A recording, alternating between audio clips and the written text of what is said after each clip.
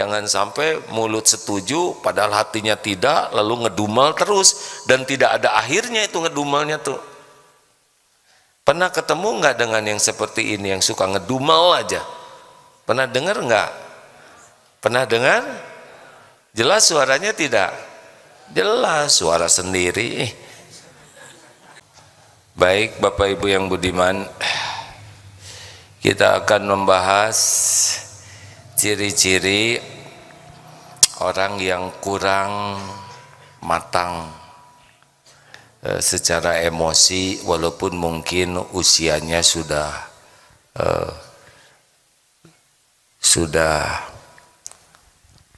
saya tidak tega nyebut tua. Jadi orang akan bahagia ketika memiliki kecerdasan emosinya. Menjadi tua itu tidak usah terampil karena jadi sendiri, tetapi menjadi orang yang pribadinya matang, dewasa. Nah, bahagia itu tergantung dari kematangan pribadi. Berikut ini hasil belajar ciri-ciri orang yang kurang matang. Satu adalah sangat suka menyalahkan orang lain. Jadi fokusnya tuh orang lain saja yang salah tuh. Apapun yang terjadi cepat sekali untuk menyalahkan orang lain, dan pada saat yang sama dia tidak mau disalahkan. Padahal sangat memungkinkan dirinya yang salah. Pokoknya kalau ada apa-apa selalu mencari kambing guling, ya. Kambing hitam. Padahal yang paling hitam adalah kambingnya. Jadi kalau ada apa-apa langsung nyalahkan orang, dan dia sepertinya tidak punya salah sama sekali. Kalau anak berbuat salah, kalau suami yang kurang dewasa, nyalahkan istrinya, nyalahkan yang lain sekolahnya. Dulu pernah ada seorang ibu, semoga Allah menyayangi beliau, tukar pikiran konsultasi tentang anaknya yang belum baik. Ditanya, ibu, kenapa anak seperti ini? Menurut pendapat ibu, penyebabnya apa? Menurut saya, kata beliau, yang pertama adalah kesalahan ayahnya anak-anak. Ayahnya anak-anak tuh nggak bisa jadi contoh, jarang di rumah. Kalaupun di rumah marah-marah, jarang ngobrol sama anak. Lama cerita kejelekan suami pilihannya, kan suaminya tuh pilihannya, ya. Sesudah puas cerita suaminya yang tidak baik itu penyebab anaknya jelek kelakuannya. Ada lagi, bu, sekolahnya, memang sekolahnya sekolah Islam, tapi borju, hanya duniawi saja. Guru-gurunya juga gak pakai hati, nyalahkan. Sudah nyalahkan sekolah, nyalahkan guru-gurunya. Gak jadi teladan, padahal yang milih sekolah itu beliau juga, ya. Dan teman-temannya juga, ya begitulah, cuman pamer kekayaan orang tuanya. Sebel sekali saya lihat teman-temannya. Dan yang paling parah penyebabnya adalah zaman teknologi ini. Ini gara-gara internet anak saya jadi begini. Semuanya ternyata salah. Tidak ada sepatah kata pun yang mengatakan sayalah ibunya yang salah, saya yang sehari-hari bersamanya. Nah, itu dulu, mungkin beliau sekarang sudah berubah jauh, ya. Dan menurut ilmu, memang orang yang kurang matang kedewasaannya adalah seperti anak kecil. Jarang anak kecil yang ngaku salah, bener? Ini si Ade nih yang ini, padahal dia yang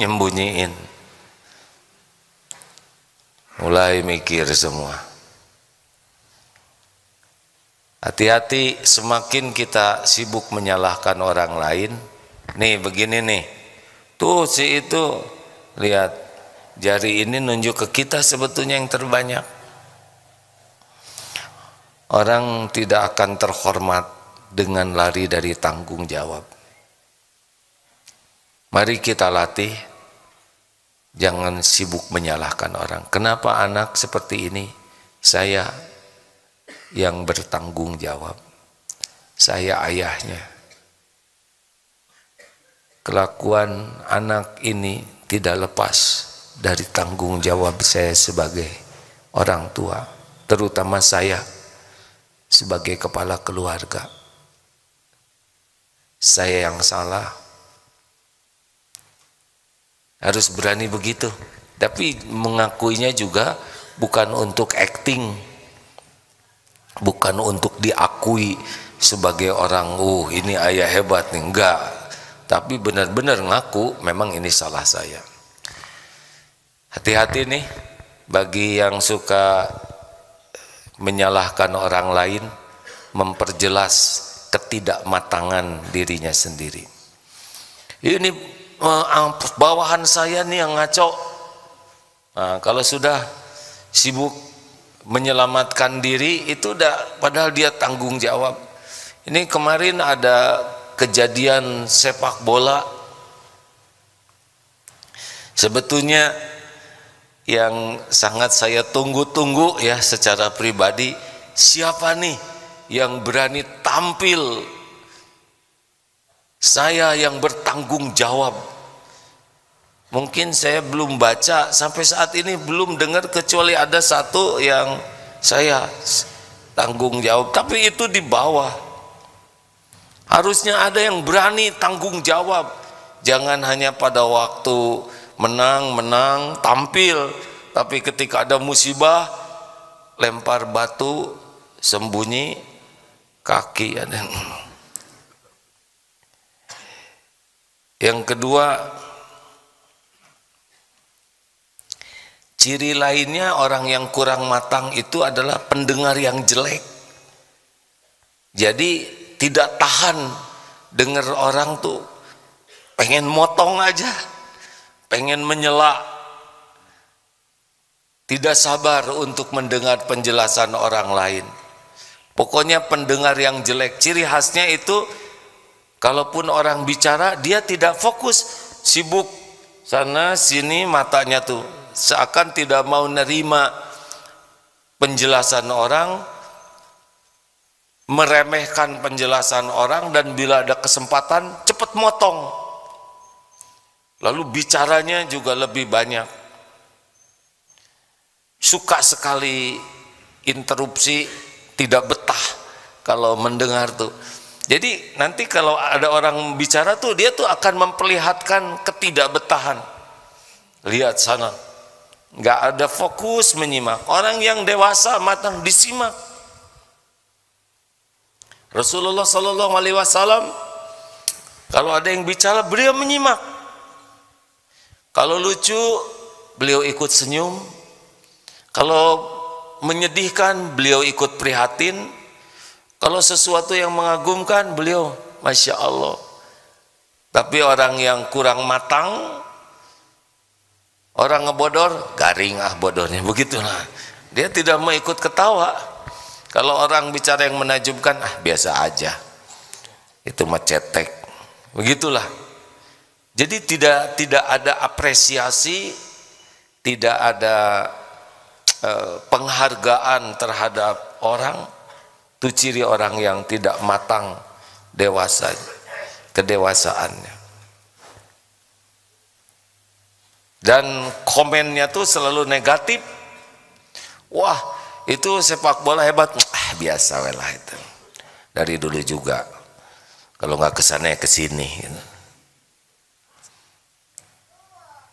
Kalau berita sesuatu, dia akan cari negatifnya untuk menunjukkan dirinya tuh paling tahu, paling paham, paling menguasai, ingin tampil terus kalau bicara tuh.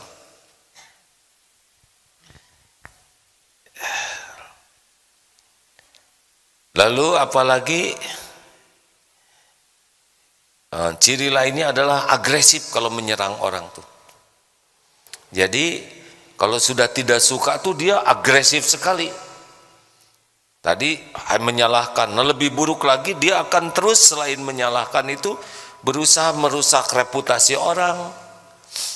Kalau dia sudah tidak suka, dia akan cari jalan untuk menjatuhkan orang tersebut. Tidak tahan orang lain dipuji itu, tidak tahan. Dia akan terus agresif saja.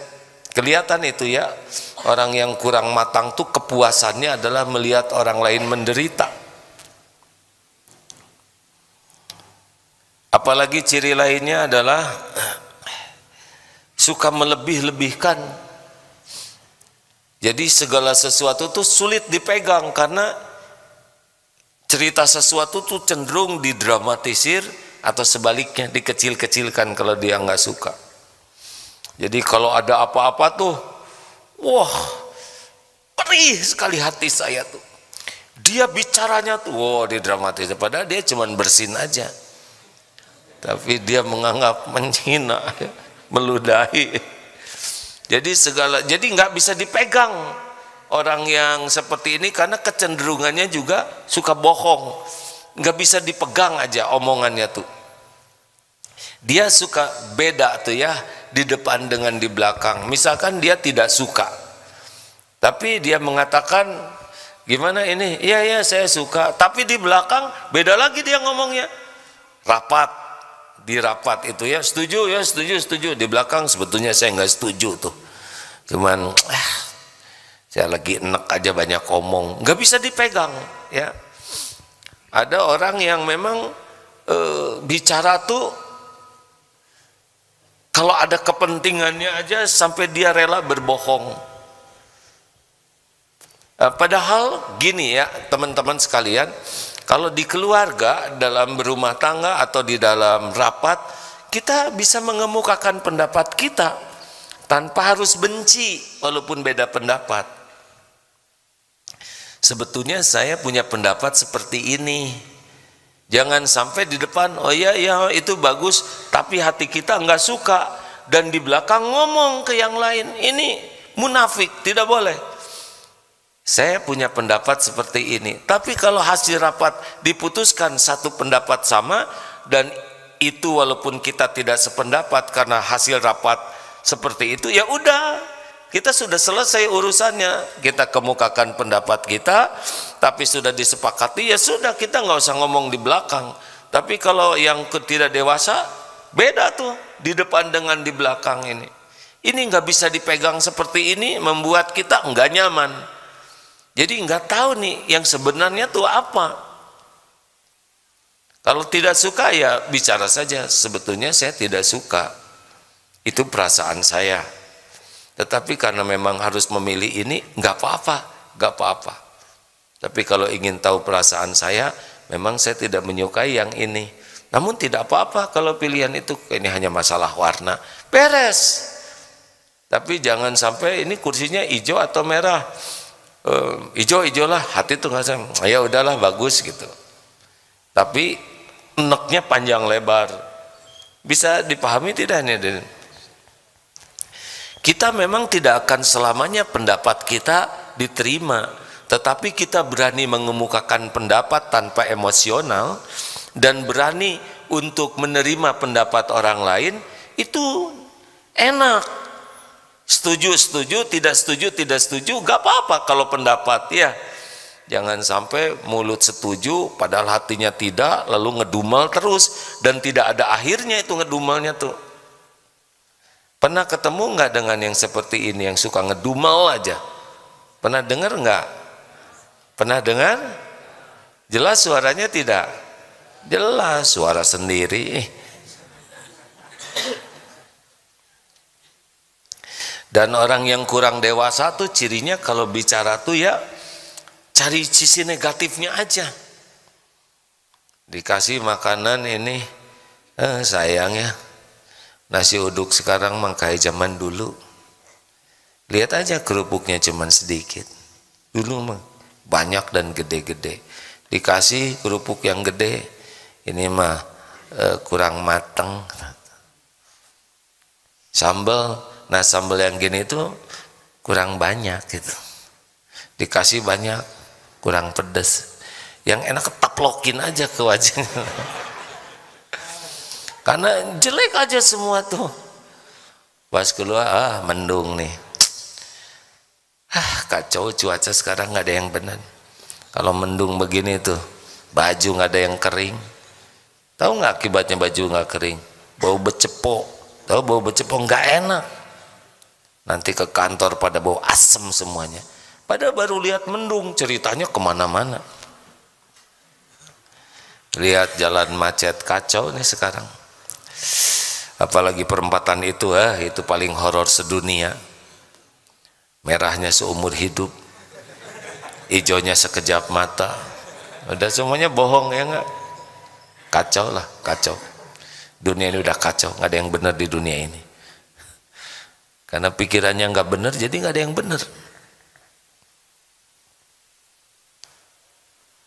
Nonton TV, bibir tebal nyanyi lagi, ngaca dong. Padahal kalau ngaca dia tebelan dia. Ada orang yang kalau komentar tuh negatif aja, apapun. Nggak ada bagusnya aja dunia ini. Kenapa begitu? Karena memang pikirannya negatif. Jadi tidak bisa lihat. Masih ingat cerita itu yang nanya ke seorang ulama, Syekh, tetangga saya nih ada orang, dia rajin ke masjid sih, tapi Syekh pelit, gede ambek, pemarah. Tapi yang satunya lagi tuh tetangga, emang dia baik sih, suka senyum, cuma jarang sholat, jarang ke masjid. Menurut Syekh gimana tuh Syekh orang-orang kayak gitu? Kata Syekh ini, menurut saya sih yang ke masjid tapi masih agak pelit, mudah-mudahan dengan rajinnya ke masjid beliau akan jadi dermawan juga dan pemaaf. Nah itu saya tuh yang jarang sholat gimana? Mudah-mudahan dengan beliau akhlaknya suka baik ke tetangga, dermawan, besok lusa jadi ahli sholat juga. Lalu yang jelek yang mana dong kalau gitu Syekh? Yang jelek itu kita sibuk mikirin kejelekan orang. Ini Syekhnya bijaksana, kalau saya sih mau ngomongnya kamu gitu. Tapi Syekhnya bijak menyebutnya kita yang hanya sibuk fokus kepada kejelekan orang. Ada tuh yang bapak dan anak ke masjid lagi banyak itikaf, ternyata yang di masjid pada tidur. Bah, lihat tuh, harusnya kan itikaf tuh bangun, ini kok pada tidur semua? Gimana menurut bapak tuh orang-orang kayak gitu? Menurut bapak sih bekutan mereka nak tidur, nggak banyak omong kayak kamu ya nggak? Kamu mau bangun mikirinnya kejelekan orang. Mengerti ya Ririn? Ini horor nih. Ibu tamu dari mana ini? Hati-hati pulang dari sini ngobrolnya ya, bisa ketahuan kurang dewasa. Oh jauh ya ke Darutet, nggak dewasa. Ini dari Tangerang Bu. Oh berat sekali ini. Namanya MT Al-Ikhlas. MT Al-Ikhlas itu tidak boleh banyak mengeluh ya. Ikhlas. Lanjutkan. Ini tolong jamaah yang sedang mendengar ceramah ini jangan mikirin orang lain. Ini istri lagi dengar, ya Allah, ceramah si Aan ini pas sekali dengan kelakuan suami saya. Suaminya lagi berbaring dengar radio juga. Ya Rob, akhirnya engkau memberi petunjuk ke istri saya gitu. Jadi dua-duanya nggak ada yang berubah karena lebih sibuk memikirkan ini ceramah cocok bener nih dengan kelakuan istri saya. Pas sekali, bisa aja si Atu ya. Ini aja ciri pertama nyalahin orang ya kan. Aduh astagfirullah.